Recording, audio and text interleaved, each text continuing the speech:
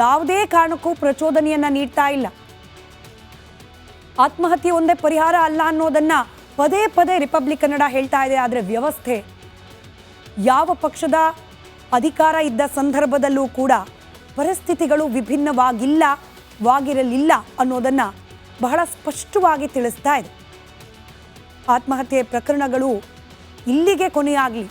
ಸಚಿನ್ ಪಾಂಚಾಲ್ ಅವರು ಯಾವುದೇ ಕಾರಣಕ್ಕೆ ಆತ್ಮಹತ್ಯೆಗೆ ಶರಣಾಗಿದ್ರು ಕೂಡ ಆ ಸಾವಿಗೊಂದು ಪರಿಹಾರ ಸಿಗಲಿ, ಆ ಕುಟುಂಬಕ್ಕೊಂದು ನ್ಯಾಯ ಸಿಗಲಿ ಅಂತ ಹೇಳಿ ನಾವು ಕೂಡ ಆಶಿಸ್ತೀವಿ. ಗುತ್ತಿಗೆದಾರರು, ವಿಶೇಷವಾಗಿ ಗುತ್ತಿಗೆದಾರರ ಸಂಕಷ್ಟಕ್ಕೆ ಈಗಿರೋ ಸರ್ಕಾರ ಆದರೂ ಪರಿಹಾರವನ್ನು ನೀಡಲಿ. ಕಾನೂನಾತ್ಮಕವಾಗಿ ಇರುವ ಅವಕಾಶಗಳನ್ನು ಬಳಸ್ಕೊಂಡೇನೆ ಅವ್ರ ಬದುಕು ಕೂಡ ಸುಗಮ ಆಗೋ ಹಾಗೆ ನಿರ್ಧಾರಗಳನ್ನು ಕೈಗೊಳ್ಳಿ ಅಂತ ಹೇಳಿ ಆಶಿಸ್ತಾ ಮುಂದಿನ ಸುದ್ದಿ ಕಡೆ ಗಮನ ಕೊಡ್ತಾ ಹೋಗೋಣ. ಸರ್ಕಾರ ರಚನೆ ಆಗಿದ್ದು 135 ಶಾಸಕರ ಬಲದೊಂದಿಗೆ ಸುಭದ್ರ ಸರ್ಕಾರ. ಆದರೆ ಸರ್ಕಾರ ರಚನೆ ಆಗೋ ಹೊತ್ತಿಗೆನೆ 50-50 ಸರ್ಕಾರ ಅನ್ನೋ ಒಂದು ಅಪವಾದ ಅಂಟುಕೊಂಡು ಬಂತು. ಅಂದರೆ ಅಧಿಕಾರ ಹಂಚಿಕೆಯ ಸೂತ್ರದ ಮೇಲೆ ಸರ್ಕಾರ ರಚನೆ ಆಗಿದೆ. ಡಿ.ಕೆ. ಶಿವಕುಮಾರ್ ಹಾಗೆ ಸಿದ್ದರಾಮಯ್ಯನವರ ನಡುವೆ ಅನ್ನೋ ಒಂದು ಚರ್ಚೆ ಸರ್ಕಾರ ಅಸ್ತಿತ್ವಕ್ಕೆ ಬಂದ ದಿನದಿಂದಲೂ ಕೂಡ ಇದ್ದೇ ಇದೆ. ಹೀಗೆ ಅಧಿಕಾರ ಹಂಚಿಕೆಯ ಹೆಂಚಿನ ಮೇಲೆ ಉರಿತಾ ಇರುವ ಕಾಂಗ್ರೆಸ್ನಲ್ಲಿ ಸಂಪುಟದಲ್ಲಿ ಯಾವಾಗ ಕುರ್ಚಿಯಿಂದ ಇಳಿತಾರೋ ಅನ್ನೋದು ಈಗಿರುವ ಪ್ರಶ್ನೆ. ನಮ್ಮ ಈ ಅನುಮಾನಕ್ಕೆ ಕಾರಣವಾಗ್ತಾ ಇರೋದು ಇತ್ತೀಚಿನ ಕೆಲ ಬೆಳವಣಿಗೆಗಳನ್ನು ಗಮನಿಸಿದ್ರೆ ಸಾಲು ಸಚಿವರ ಮೇಲೆ, ಅವರ ಕಾರ್ಯವೈಖರಿಯ ಮೇಲೆ ಆರೋಪಗಳು ಕೇಳೋಕೆ ಸಿಗ್ತಾ ಇರೋದು. ಸಚಿವರ ಆಪ್ತರು ದಬ್ಬಾಳಿಕೆಯನ್ನು ಮಾಡ್ತಿದ್ದಾರೆ, ಭ್ರಷ್ಟಾಚಾರಕ್ಕಿಳಿದಿದ್ದಾರೆ ಅನ್ನೋ ಆರೋಪ. ಯಾವ್ಯಾವ ಸಚಿವರ ಮೇಲೆ ಯಾವೆಲ್ಲ ಗಂಭೀರವಾದ ಆರೋಪಗಳಿದೆ, ಯಾಕೆ ಅವರ ರಾಜೀನಾಮೆಗೆ ವಿರೋಧ ಪಕ್ಷಗಳು ಆಗ್ರಹಿಸ್ತಾ ಇವೆ, ಈ ಕುರಿತಾದ ಒಂದು ವರದಿ ನಿಮ್ಮ ಮುಂದೆ.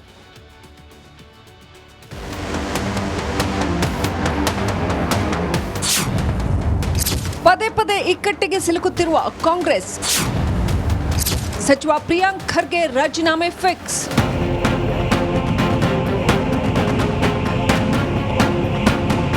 ಕಾಂಗ್ರೆಸ್ ಸರ್ಕಾರದಲ್ಲಿ ಸಚಿವರಿಗೆ ಕುರ್ಚಿ ಗ್ಯಾರಂಟಿ ಇದ್ದಂತೆ ಕಾಣ್ತಿಲ್ಲ. ಯಾಕಂದ್ರೆ ಒಂದೊಂದು ಕೇಸ್ಗಳು ಒಬ್ಬೊಬ್ಬ ಸಚಿವರ ಕುರ್ಚಿಗೆ ಮಾರಕ ಎನ್ನುವಂತೆ ಆಗ್ಬಿಟ್ಟಿದೆ. ಈಗಾಗಲೇ ಚಂದ್ರಶೇಖರನ್ ಆತ್ಮಹತ್ಯೆ ಕೇಸ್ನಲ್ಲಿ ನಾಗೇಂದ್ರ ತಮ್ಮ ಸ್ಥಾನಕ್ಕೆ ರಾಜೀನಾಮೆ ಕೊಟ್ಟಾಗಿದೆ. ಈಗ ಅದೇ ಪಟ್ಟಿಗೆ ಸಾಲು ಸಚಿವರ ಹೆಸರುಗಳು ಸೇರ್ಪಡೆ ಆಗ್ತಿವೆ.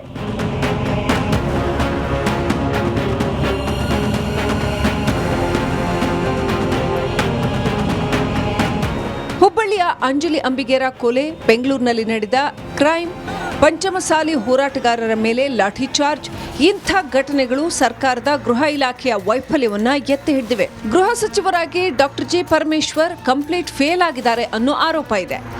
ಪರಮೇಶ್ವರ್ ರಾಜೀನಾಮೆಗೆ ಮೇಲಿಂದ ಮೇಲೆ ಒತ್ತಡ ಹೆಚ್ಚುತ್ತಲೇ ಇದೆ.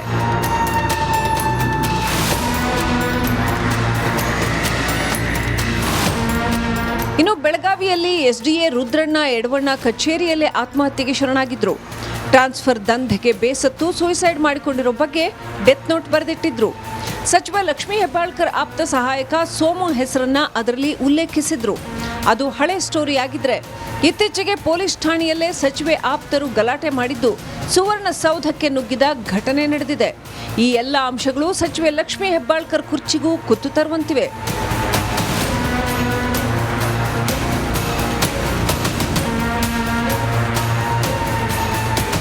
ಇದರ ಮಧ್ಯೆ ಬಾಣಂತಿಯರ ಸರಣಿ ಸಾವು ಆರೋಗ್ಯ ಇಲಾಖೆಯ ವೈಫಲ್ಯವನ್ನ ಸಾರಿ ಹೇಳ್ತಾ ಇದೆ. ಆರೋಗ್ಯ ಸಚಿವ ದಿನೇಶ್ ಗುಂಡೂರಾವ್ ಪಾಲಿಗೆ ಇದು ಶಾಪವಾಗುವಂತೆ ಕಾಣ್ತಿದೆ. ಇನ್ನೊಂದು ಮಗ್ಗಲಿನಲ್ಲಿ ಈಗ ಪ್ರಿಯಾಂಕ್ ಖರ್ಗೆ ಆಪ್ತನ ವಿರುದ್ಧ ಲಂಚಕ್ಕೆ ಡಿಮ್ಯಾಂಡ್ ಇಟ್ಟಿರೋ ಆರೋಪ ಕೇಳಿಬಂದಿದೆ. ಹೀಗಾಗಿ ಸಚಿವರು ತಮ್ಮ ಸ್ಥಾನಕ್ಕೆ ರಾಜೀನಾಮೆ ನೀಡಬೇಕು ಅನ್ನೋ ಒತ್ತಾಯ ಕೇಳಿಬಂದಿದೆ. ಆದರೆ ಪ್ರಿಯಾಂಕ್ ಖರ್ಗೆ ಮಾತ್ರ ಇದಕ್ಕೆ ಸುತರಾಂ ಒಪ್ತಾ ಇಲ್ಲ. ಬಹಳ ಸ್ಪಷ್ಟವಾಗಿ ಸಚಿನ್ ಏನು ಅಲೆಜ್ಡ್ ಡೆತ್ ನೋಟ್ ಅದು ಇನ್ನೂ ಪ್ರೂವ್ ಆಗಿಲ್ಲ, ಅದು ಅವ್ರು ಬರ್ದಿರಬಹುದು ಅಂತಲೇ ತಿಳ್ಕೊಳ್ಳಿ. 8 ಜನ ಆರೋಪಿಗಳು ಇದರಲ್ಲಿ. 8 ಜನ ಆರೋಪಿನಲ್ಲಿ ನಾನು ಇದ್ದೀನ ಅದರಲ್ಲಿ. A1 to A8 Priyank Kharge is name is there.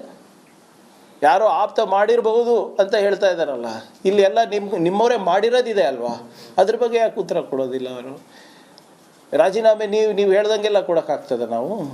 ಒಟ್ನಲ್ಲಿ ರಾಜ್ಯದ 4 ಸಚಿವರು ತಮ್ಮ ಕುರ್ಚಿ ಕಳೆದುಕೊಳ್ಳುವ ಆತಂಕದಲ್ಲಿದ್ದಾರೆ. ಈ ಕುರ್ಚಿಗಳನ್ನ ಖಾಲಿ ಮಾಡಿಸುವತ್ತ ಬಿಜೆಪಿಗರ ಚಿತ್ತ ನೆಟ್ಟಿದೆ.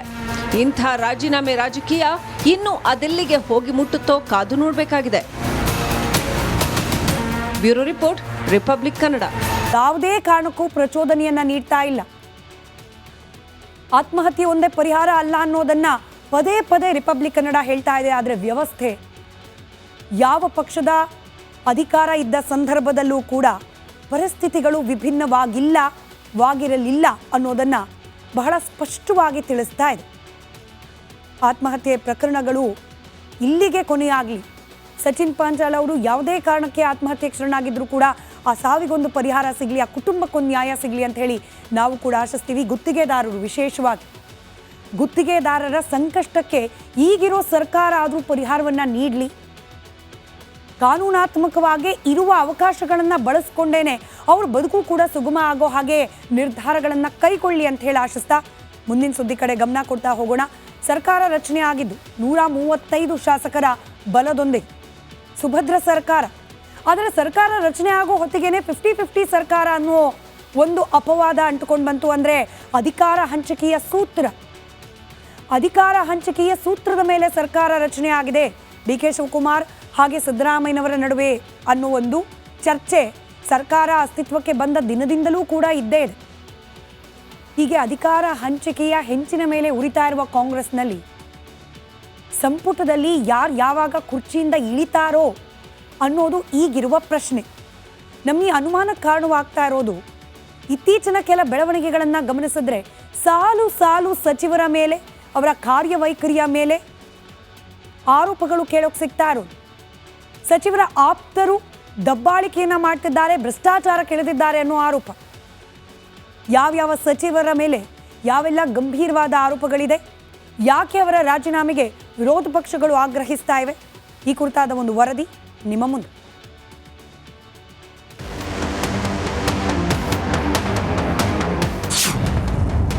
ಪದೇ ಪದೇ ಇಕ್ಕಟ್ಟಿಗೆ ಸಿಲುಕುತ್ತಿರುವ ಕಾಂಗ್ರೆಸ್. ಸಚಿವ ಪ್ರಿಯಾಂಕ್ ಖರ್ಗೆ ರಾಜೀನಾಮೆ ಫಿಕ್ಸ್.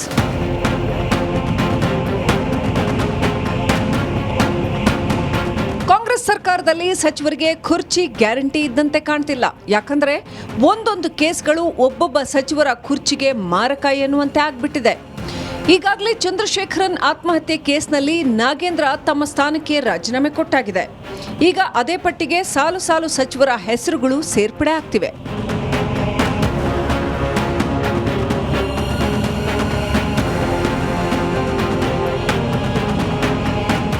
ಹುಬ್ಬಳ್ಳಿಯ ಅಂಜಲಿ ಅಂಬಿಗೇರ ಕೊಲೆ, ಬೆಂಗಳೂರಿನಲ್ಲಿ ನಡೆದ ಕ್ರೈಮ್, ಪಂಚಮಸಾಲಿ ಹೋರಾಟಗಾರರ ಮೇಲೆ ಲಾಠಿ ಚಾರ್ಜ್, ಇಂಥ ಘಟನೆಗಳು ಸರ್ಕಾರದ ಗೃಹ ಇಲಾಖೆಯ ವೈಫಲ್ಯವನ್ನ ಎತ್ತಿ ಹಿಡಿದಿವೆ. ಗೃಹ ಸಚಿವರಾಗಿ doctor G Parameshwar complete fail ಆಗಿದ್ದಾರೆ